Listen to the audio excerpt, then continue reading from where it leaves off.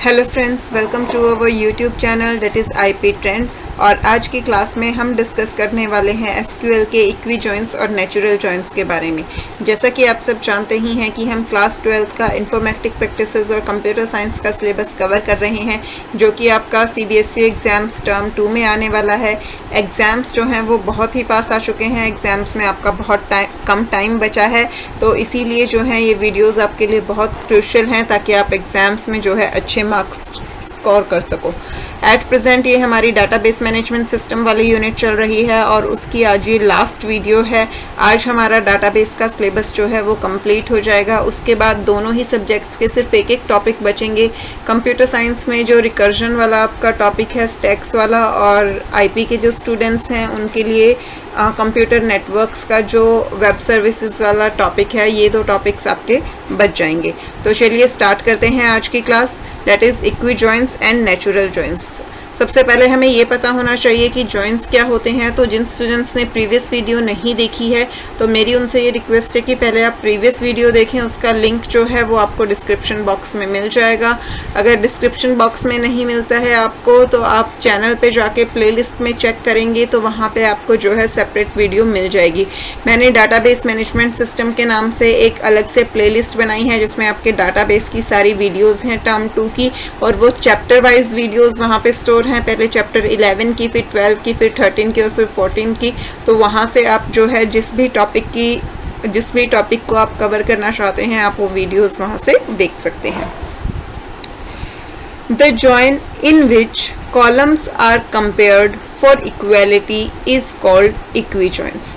Last class में हमने पढ़ा था कि जॉइंट्स जो हैं वो दो या दो से ज़्यादा टेबल्स को एक साथ कंबाइन करने के लिए यूज़ होते हैं, लेकिन जब हम उन टेबल्स को इक्वालिटी के बेसिस पे ज्वाइन करते हैं, यानी कि जब हम दो टेबल में किन्हीं कॉलम्स की वैल्यू को इक्वेट करते हैं और अगर हमारी वैल्यू इक्वल है तभी हम ज्वाइन परफॉर्म करते हैं, तो उस ज्वाइन को हम कहते हैं equi join. A non-equi join is a query that specifies some relationship other than equality between a column। जो हमारे नॉन इक्वी जॉइंट्स होते हैं उनमें हम इक्वालिटी के अलावा और कोई भी रिलेशनशिप जो है वो इस्टेब्लिश कर सकते हैं टेबल्स के बीच में। लास्ट क्लास में हमने कार्टेशियन प्रोडक्ट पढ़ा था। कार्टेशियन प्रोडक्ट में हमने कोई कंडीशन नहीं लगाई थी जिसे कि हमने अनरिस्ट्रिक्टेड जॉइन भी बोला था। तो जब हम कोई रिस्ट्रिक्शन नहीं लगाते तो वो अनरिस्ट्रिक्टेड जॉइन होता है, जो कि हमारे लिए ऑलमोस्ट यूजलेस होते हैं क्योंकि बहुत कम सिचुएशंस ऐसी होती हैं जहाँ अनरिस्ट्रिक्टेड जॉइंट्स का यूज़ हो। जनरली हमारे पास कोई ना कोई कंडीशन ऐसी गिवन होती है जिसके बेसिस पे हम टेबल्स को ज्वाइन करते हैं। तो वो ज्वाइन जो है वो इक्वी ज्वाइन है या नॉन इक्वी ज्वाइन है, ये इस चीज़ पे बेस्ड होता है कि हम कंडीशन क्या लगा रहे हैं। अगर वो कंडीशन जो है वो इक्वालिटी बेस्ड है तो वो इक्वी ज्वाइन हो जाएगा, और इक्वालिटी के अलावा अगर कोई और स्पेसिफिक रिलेशनशिप आपने इस्टेब्लिश किया है तो वो आपका नॉन इक्वी ज्वाइंस होते हैं। A join in which only one of the identical column coming from joined table exists is called natural join। जब हम दो टेबल्स को ज्वाइन कर रहे हैं और इक्वालिटी के बेस पे ज्वाइन कर रहे हैं, यानी कि उन दोनों टेबल्स में कोई ना कोई कॉमन कॉलम होगा जिसकी हम इक्वालिटी चेक कर रहे हैं। जैसा कि हमने लास्ट क्लास में प्रैक्टिकली जब किया था तो हमने एम्प्लॉय और डिपार्टमेंट टेबल को ज्वाइन किया था और दोनों ही टेबल्स में हमारा डिपार्टमेंट नंबर जो था वो कॉमन था। सिमिलरली जो हमने बुक में थ्योरेटिकली एग्जाम्पल पढ़ा था आपका, मैं यहाँ पे आपको स्क्रॉल अप करके दिखा भी देती हूँ।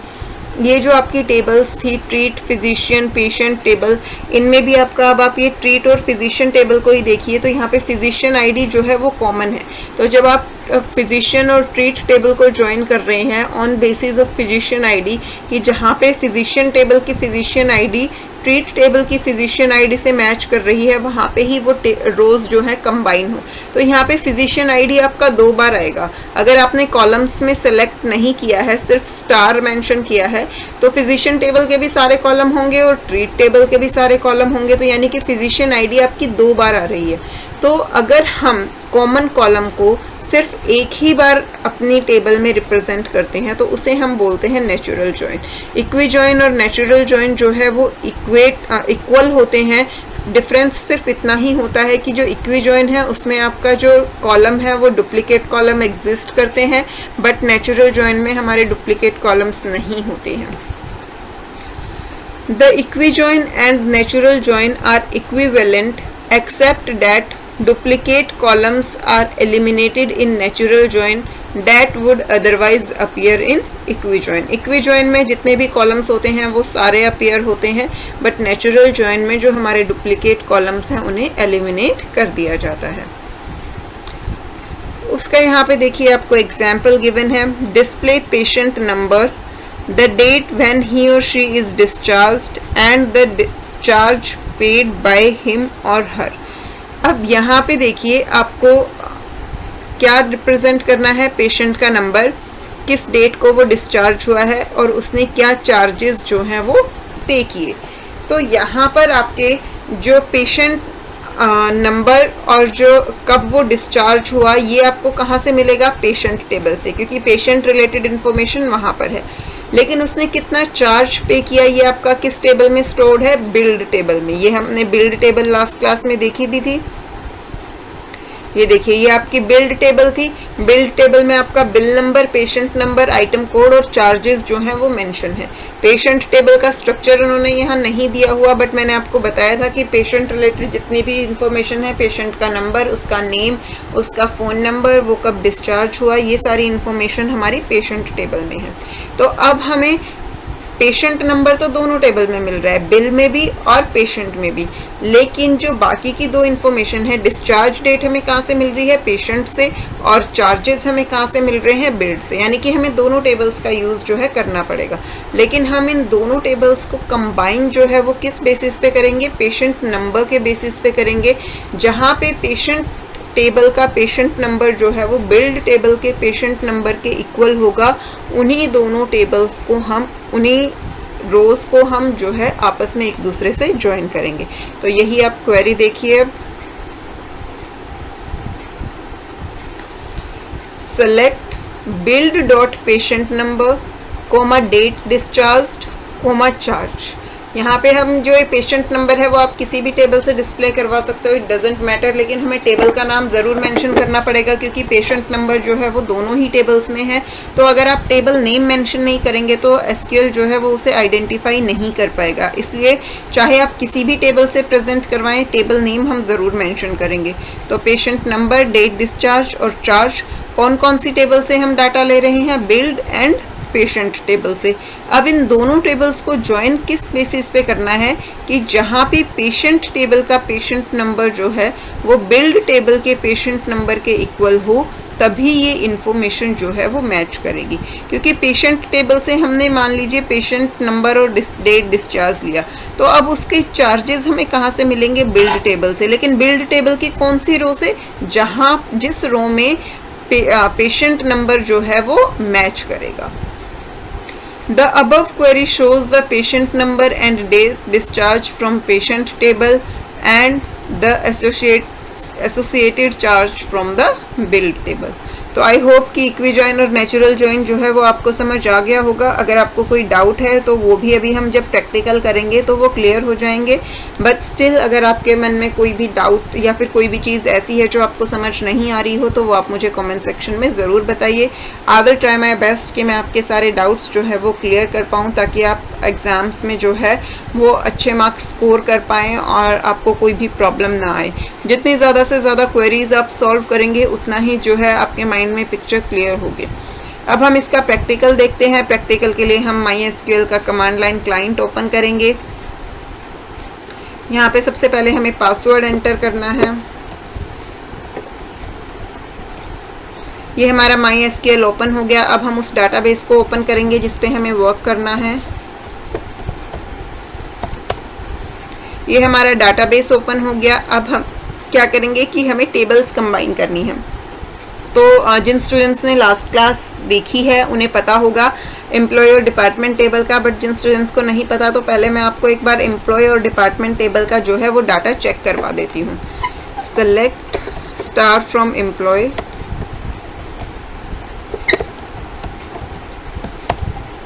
ये देखिए एम्प्लॉय टेबल में हमारे पास 6 रोज हैं और इसमें एम्प्लॉयज़ की सारी इन्फॉर्मेशन है, उनका कोड क्या है, उनका नेम, उनका जेंडर, वो किस ग्रेड में वर्क करते हैं, क्या उनकी ग्रॉस सैलरी है, कितना कमीशन है और वो किस डिपार्टमेंट के अंडर जो है वो काम करते हैं। सिमिलरली डिपार्टमेंट टेबल देखते हैं।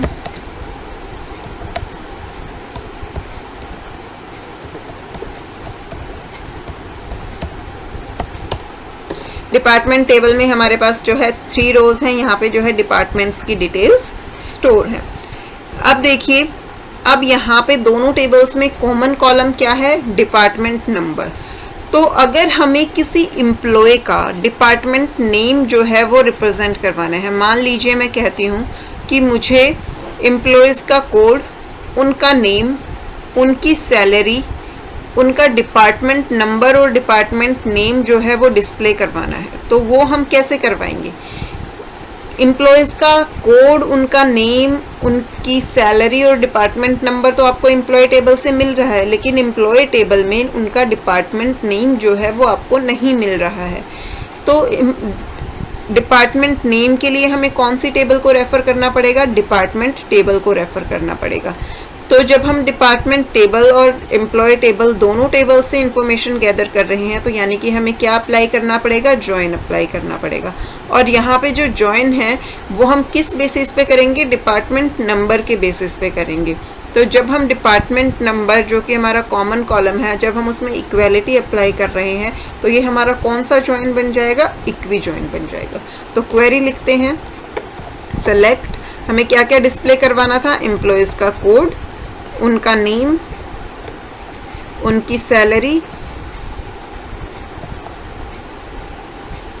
उसके बाद हमें उनका डिपार्टमेंट नंबर और डिपार्टमेंट नेम। तो डिपार्टमेंट नंबर अब हमारे पास 2 टेबल्स में है, हम दोनों में से किसी भी एक टेबल से रिप्रेजेंट करवा सकते हैं। मान लीजिए हम एम्प्लॉय टेबल से ले लेते हैं। यहाँ पर देखिए मेरे पास दोनों जो टेबल्स हैं उनमें डिपार्टमेंट नंबर कॉलम का नेम अलग अलग है। एम्प्लॉय टेबल में हमने डेप्ट अंडरस्कोर नंबर रखा है और जो डिपार्टमेंट टेबल है उसमें डेप्ट नंबर रखा हुआ है। तो इसलिए यहाँ पे मुझे टेबल नेम यूज़ करने की ज़रूरत नहीं है, क्योंकि मेरा कॉलम नेम जो है वो यूनिक है। अब उसके बाद हमें डिपार्टमेंट नेम चाहिए, तो ये हो गया हमारा डिपार्टमेंट नेम। तो सेलेक्ट में जो जो कॉलम हमें चाहिए थे वो हमने मेंशन कर दिए। अब फ्रॉम क्लॉज में हम क्या मेंशन करेंगे, टेबल्स के नेम। तो टेबल्स के नेम हमारे एम्प्लॉय कॉमा डिपार्टमेंट। अब हमें कंडीशन क्या चाहिए कि जब एम्प्लॉय टेबल का डिपार्टमेंट नंबर जो है वो डिपार्टमेंट टेबल के डिपार्टमेंट नंबर के इक्वल हो। तो हम क्या लगाएंगे, वेयर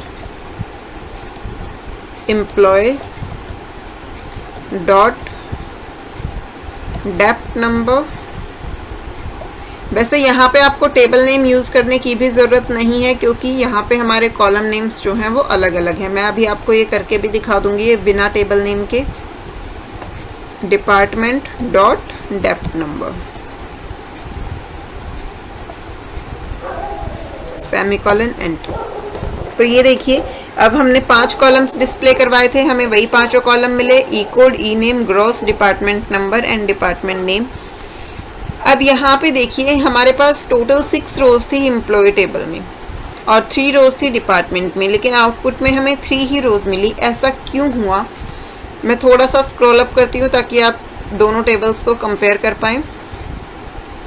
ये देखिए फर्स्ट जो एम्प्लॉय है करण, वो किस डिपार्टमेंट में वर्क करता है, डिपार्टमेंट नंबर 10 में।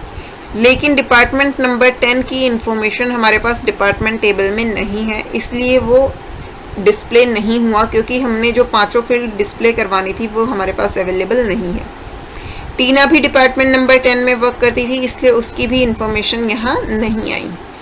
सचिन जो है वो डिपार्टमेंट नंबर 30 में थे, डिपार्टमेंट 30 की इन्फॉर्मेशन हमारे पास डिपार्टमेंट टेबल में है कि वो टेस्टिंग, उसका नेम है, मैनेजर आईडी और लोकेशन सब है हमारे पास। ऑल्दो हमें डिस्प्ले सिर्फ डिपार्टमेंट नेम चाहिए था, तो सचिन के लिए डिपार्टमेंट नेम क्या आ गया, टेस्टिंग। अब अमित का जो डिपार्टमेंट नंबर है वो क्या है, वो भी क्या है, 30। तो 30 की इन्फॉर्मेशन अगेन हमारे पास है। सुमित का डिपार्टमेंट नंबर 20 है, उसकी इन्फॉर्मेशन भी हमारे पास है, एनालिसिस, तो वो भी हमारा डिस्प्ले हो गया। राज का डिपार्टमेंट नंबर 10 है, अगेन 10 डिपार्टमेंट की इन्फॉर्मेशन हमारे पास नहीं है, तो वो डिस्प्ले नहीं हुआ। तो बेसिकली जो 3 एम्प्लॉय हैं, सचिन, अमित एंड सुमित, इन तीनों के डिपार्टमेंट की इंफॉर्मेशन हमारे पास है, तो इसीलिए आउटपुट में हमें सिर्फ यही 3 रोज़ मिली और बाकी की जो 3 एम्प्लॉय थे उनकी इंफॉर्मेशन हमें नहीं मिली। अब अगर मैं यहाँ पे ये डिपार्टमेंट नंबर को अपडेट कर देती हूँ, ऑल्दो हम जॉइंस का टॉपिक कर रहे हैं, बट ताकि आपको और ज़्यादा क्लैरिटी हो जाए, मैं ये सिर्फ इसलिए करके दिखा रही हूँ आपको। यहाँ ये डिपार्टमेंट नंबर 40 है, जो कि हमारा एम्प्लॉय टेबल में है भी नहीं, तो इस डिपार्टमेंट नंबर 40 को हम 10 बना देते हैं। उसके लिए हम अपडेट क्वेरी यूज़ करेंगे। तो यहाँ ये लीजिए, आपका टेस्ट भी हो गया कि आपने जो पढ़ा है वो आपको याद है भी या नहीं। हमने 12th चैप्टर में 13th चैप्टर में जो है अपडेट क्वेरी पढ़ी थी, तो वहाँ से आप एक बार वीडियो को पॉज कीजिएगा और ख़ुद से ट्राई कीजिए कि ये जो डिपार्टमेंट टेबल का डिपार्टमेंट नंबर 40 है, मुझे इसे अपडेट करके 10 करना है, तो वो हम क्वेरी कैसे लिखेंगे, और उसके बाद वीडियो को प्ले करके अपना आंसर मैच कीजिए। तो मैं क्वेरी लिखती हूँ अपडेट के बाद हम देते हैं table name, that is department. उसके बाद हम सेट कीवर्ड का यूज़ करते हैं। सेट, हमें क्या सेट करना है, depth number is equal to 10। किसका डिपार्टमेंट नंबर हमें 10 करना है, where depth number is equal to 40।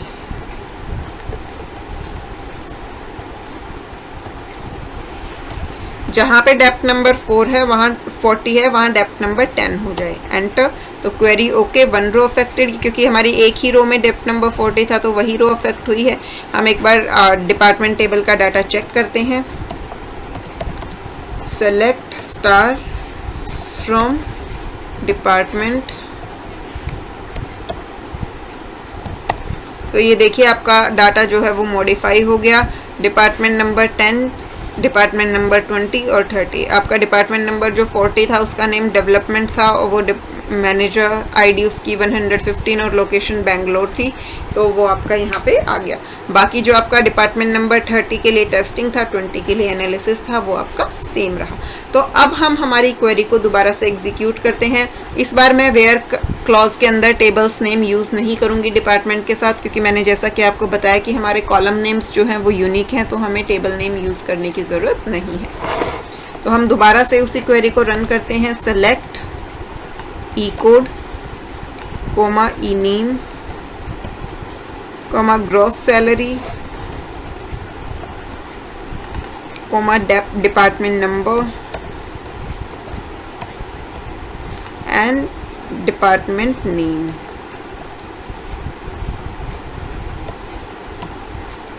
From employ comma department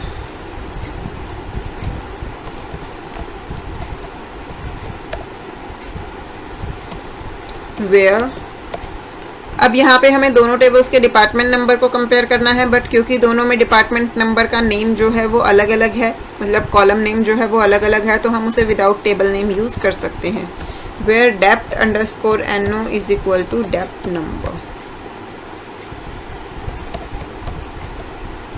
semicolon, enter. तो ये देखिए इस बार आपके 6 एम्प्लॉयज़ थे, 6 के 6 एम्प्लॉयज़ जो हैं वो आपके यहाँ टेबल में आए हैं, क्योंकि हर डिपार्टमेंट की इन्फॉर्मेशन आपके पास अवेलेबल है। करण जो है वो 10 डिपार्टमेंट में था, टीना 10 डिपार्टमेंट में थी, और राज जो है वो 10th डिपार्टमेंट था, और अब वो सारे एम्प्लॉयज़ जो हैं आपके यहाँ पे प्रेजेंट हैं। तो आई होप कि ये चीज़ आपको समझ आई होगी। तो अब ये जो है ये है आपका नेचुरल जॉइन का एग्जाम्पल। नेचुरल जॉइन का एग्जाम्पल क्यों है, क्योंकि जो आपका ये डिपार्टमेंट नंबर कॉमन कॉलम है वो आपका सिर्फ एक ही बार आ रहा है। अगर आप यहाँ पर रिपीटेड होता ये आपका डिपार्टमेंट नंबर, तो वो आपका इक्वी जॉइन होता, नेचुरल जॉइन नहीं होता। यही फ़र्क होता है आपका इक्वी जॉइन और नेचुरल जॉइन के अंदर। तो चलिए आगे देखते हैं। Additional search condition in joins. Joins में ही कुछ और एग्जांपल्स आपको दिए गए हैं अलग अलग तरीके से कंडीशंस लगा के, तो वो हम देख लेते हैं। बाकी आई होप कि आपको जॉइंस समझ आ गए होंगे। आपके सिलेबस में जॉइंस का जो है वो इतना ही पार्ट है। अब आगे हम कंडीशंस लगाना सीखेंगे। अभी हमने सिर्फ इक्वालिटी वाली कंडीशन चेक की, इक्वालिटी के अलावा और हम कैसे कैसे कंडीशंस लगा सकते हैं वो हम देखेंगे। Once you have joint tables, you can filter information from joined table by incorporating additional search condition. जैसे हम हमारी टेबल पे कंडीशंस लगाते थे वेयर क्लॉज की हेल्प से, उसी तरीके से जो हमारी जॉइंट टेबल आती है हम उस पे भी कंडीशंस लगा सकते हैं वेयर क्लॉज की हेल्प से, और फिर उस जॉइंट टेबल की जो जो रोज़ हमारी कंडीशन को फुलफिल करेंगी वही आपके आउटपुट में डिस्प्ले होंगी। इसका एग्जाम्पल हमने लास्ट क्लास में भी देखा था। लास्ट क्लास में जो हमने ये एग्जाम्पल पढ़ा था तो उसमें क्या था कि जब हमारी टेबल्स ज्वाइन हो गई थी तो उसके बाद ये सर्च कंडीशन भी फुलफिल होनी चाहिए थी कि जो फिजिशियन आईडी है वो इन्हीं चारों में से एक वैल्यू होनी चाहिए, तभी वो आउटपुट में डिस्प्ले हो, क्योंकि हमें सिर्फ इन्हीं 4 फिजिशियंस के पेशेंट नेम्स की डिटेल चाहिए थी। तो चलिए देखते हैं next example. Display details like department number, department name, employee number, employee name, job and salary, and orders the rows by employee number with department number। अब यहाँ पे ये क्या कह रहा है कि आपको क्या क्या डिटेल्स डिस्प्ले करवानी है। आप department number, department name, employ number, employ name, job और उसकी सैलरी।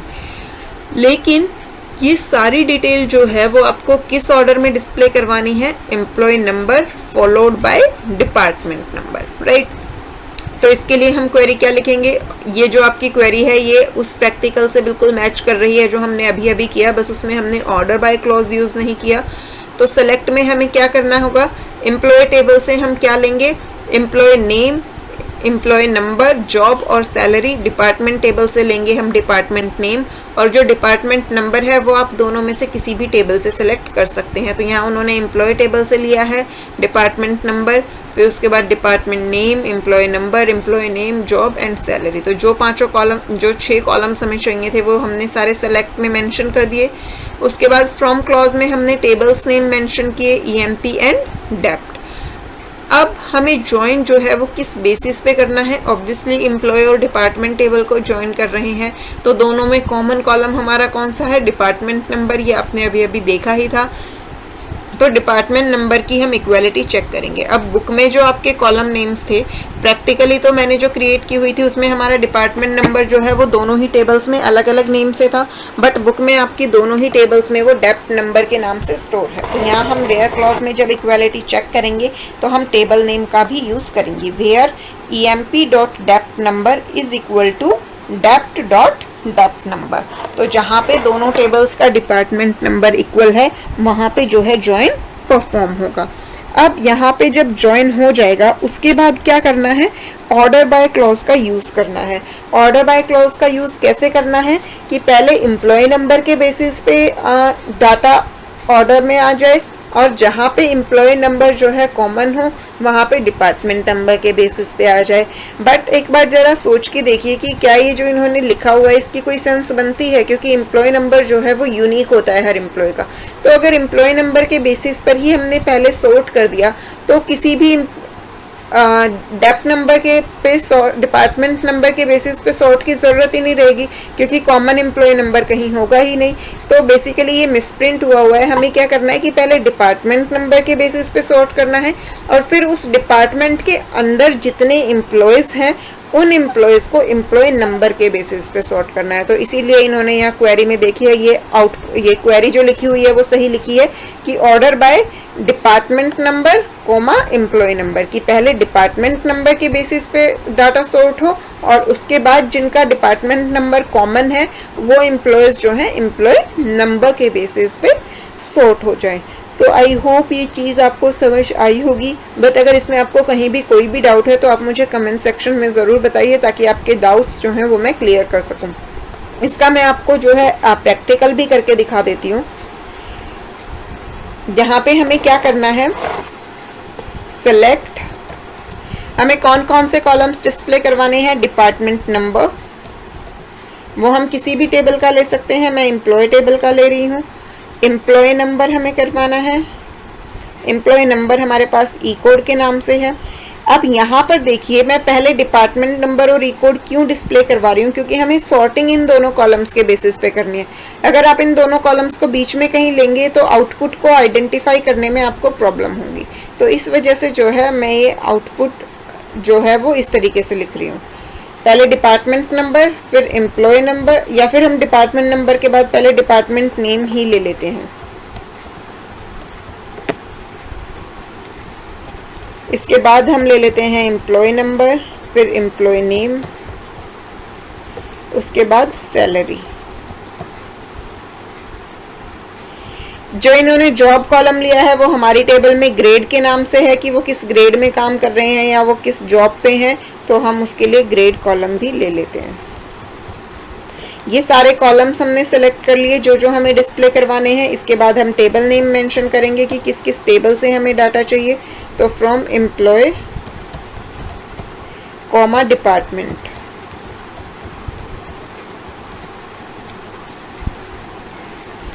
अब इसके बाद हम वेयर क्लॉज में कंडीशन स्पेसिफाई करेंगे कि किस बेसिस पे इन्हें ज्वाइन करना है।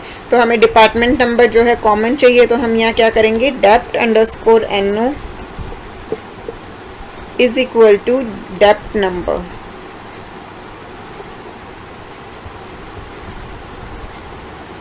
अब इसके बाद हमें क्या यूज करना है, ऑर्डर बाय क्लॉज। तो ऑर्डर बाय पहले हमें किस बेसिस पे सॉर्ट करना है, डिपार्टमेंट नंबर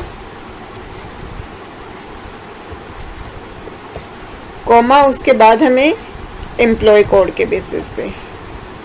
हमारी क्वेरी कंप्लीट हो गई, सेमीकोलन एंड एंटर।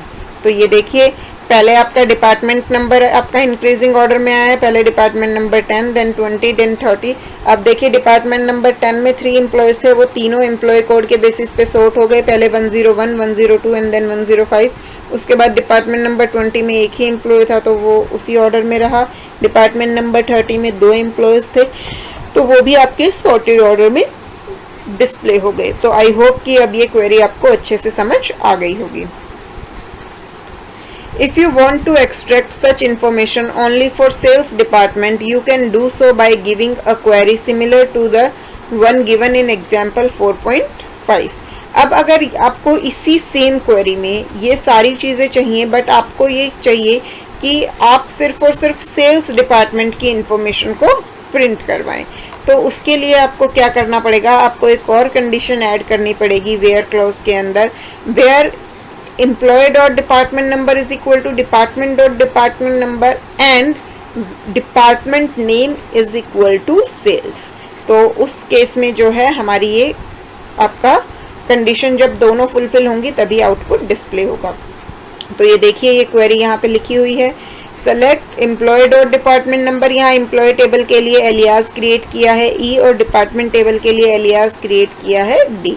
तो select E dot depth number, D name, employee number, employee name, job, salary from employee table, department table, where employee dot department number is equal to department dot department number and department name is equal to sales. तो इस बार जब आपकी दोनों condition fulfil होंगी तो ही आपकी रो select होगी और उसके बाद डाटा जो है वो ऑर्डर्ड फॉर्म में आ जाएगा, पहले डिपार्टमेंट नंबर के बेसिस पे और उसके बाद एम्प्लॉय नंबर के बेसिस पे।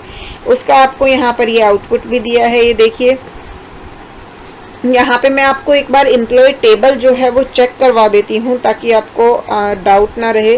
डिपार्टमेंट टेबल अभी हमें सर्च करनी पड़ेगी, बट एम्प्लॉय टेबल मैंने पहले से आपके लिए सर्च करके रखी हुई है। ये देखिए ये आपकी एम्प्लॉय टेबल है। इस एम्प्लॉय टेबल में देखिए आपके पास कौन कौन से जो है डिपार्टमेंट्स हैं। डिपार्टमेंट 20 है, 30 है और 10 है। अब जो डिपार्टमेंट नंबर 30 है वो सेल्स है। ऑब्वियसली अगर आपको सिर्फ सेल्स डिपार्टमेंट की चाहिए तो ऑब्वियसली एक ही डिपार्टमेंट होगा सेल्स का, यानी कि आपको सिर्फ एक ही डिपार्टमेंट के एम्प्लॉयज़ की इन्फॉर्मेशन चाहिए है। तो डिपार्टमेंट नंबर 30 जो है वो सेल्स का है, तो जो जो एम्प्लॉयज़ डिपार्टमेंट नंबर 30 में वर्क कर रहे हैं सिर्फ उन्हीं की इन्फॉर्मेशन आई है, यानी कि अन्या, सेठ, मोमिन, बीना, कुलदीप एंड जतिन, ये 6 एम्प्लॉयज़ जो हैं वो डिपार्टमेंट नंबर 30 यानी कि सेल्स डिपार्टमेंट में काम करते हैं। और यहाँ पे आप आउटपुट में देखिए यही 6 रोज आपकी सिलेक्ट हुई हैं।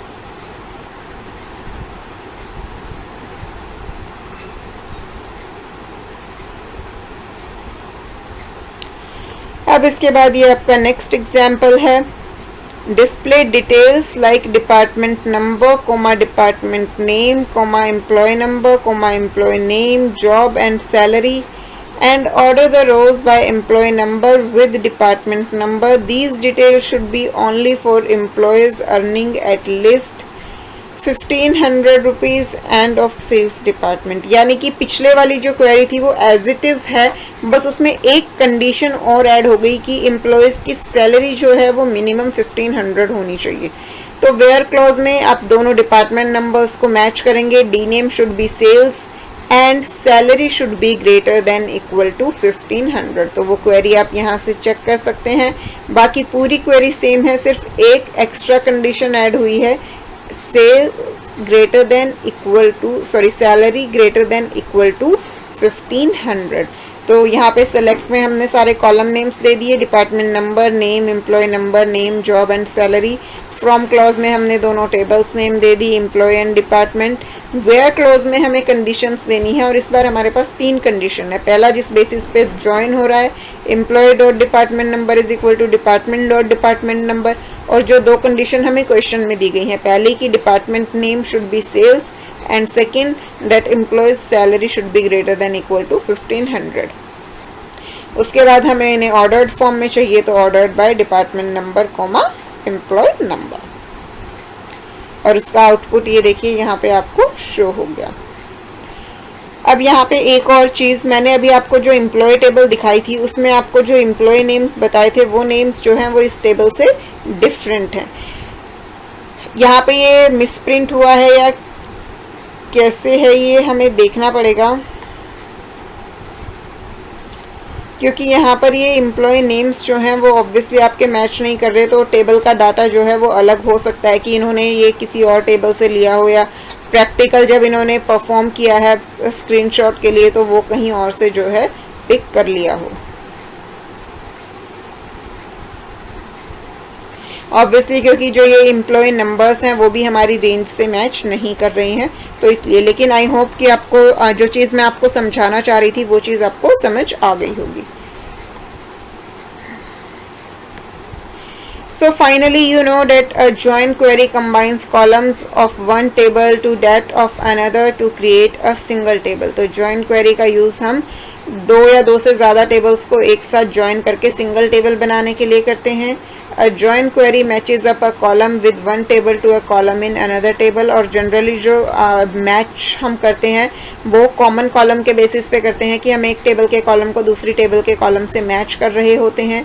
A join query does not alter either table but temporarily combine data from each table to be viewed as a single table। जब भी हम कोई भी join query परफॉर्म करते हैं तो जो हमारी एक्चुअल टेबल्स होती हैं उनमें कोई अल्ट्रेशन नहीं होती, एक्चुअल टेबल्स का डाटा एज इट इज़ रहता है जैसा पहले था। बस टाइम बिंग के लिए जब वो क्वेरी एग्जीक्यूट हो रही है तो दोनों टेबल से इंफॉर्मेशन गैदर करके एक नई सिंगल टेबल क्रिएट कर दी जाती है जो सिर्फ यूज़र्स के लिए होती है, हमारी एक्चुअल टेबल्स पे उससे कोई फ़र्क नहीं पड़ता है। So it was all about the join. इसी के साथ हमारा जॉइंस का टॉपिक कंप्लीट होता है और उसके साथ साथ हमारा ये चैप्टर भी जो है वो कंप्लीट होता है। आई होप कि ये चैप्टर आपको अच्छे से समझ आया होगा। इनफैक्ट जो डाटाबेस वाली पूरी यूनिट है वो आपको अच्छे से क्लियर हुई हो, क्योंकि थ्योरेटिकल पार्ट हमारा कंप्लीट हो गया है और हमने हर पार्ट का प्रैक्टिकल भी जो है वो साथ साथ किया है। अब जो है वो बैक एक्सरसाइज क्वेश्चंस बचेंगे, हमारे एमसीक्यू और जो आपकी प्रैक्टिकल बुक में क्वेश्चंस है वो बचे हैं। तो बेसिकली अब सिर्फ क्वेश्चन आंसर वाला पार्ट बचा है। जो स्टडी पार्ट था वो थ्योरी वाला जो पार्ट था वो कंप्लीट हो गया है। तो अगर आपको कोई भी कॉन्सेप्ट जो है वो समझ नहीं आया या फिर आपको ऐसा लगता है कि कोई कॉन्सेप्ट आपका रह गया है जो वीडियोस में कवर नहीं हुआ है तो मुझे कमेंट में ज़रूर बताइए। चैनल पे डाटाबेस वाली जो प्लेलिस्ट है उसमें डाटाबेस की सारी वीडियोस कंप्लीट की गई हैं और वीडियोस जो हैं वो चैप्टर वाइज फॉर्म में ही गिवन है, एक पर्टिकुलर सीक्वेंस में है टॉपिक वाइज।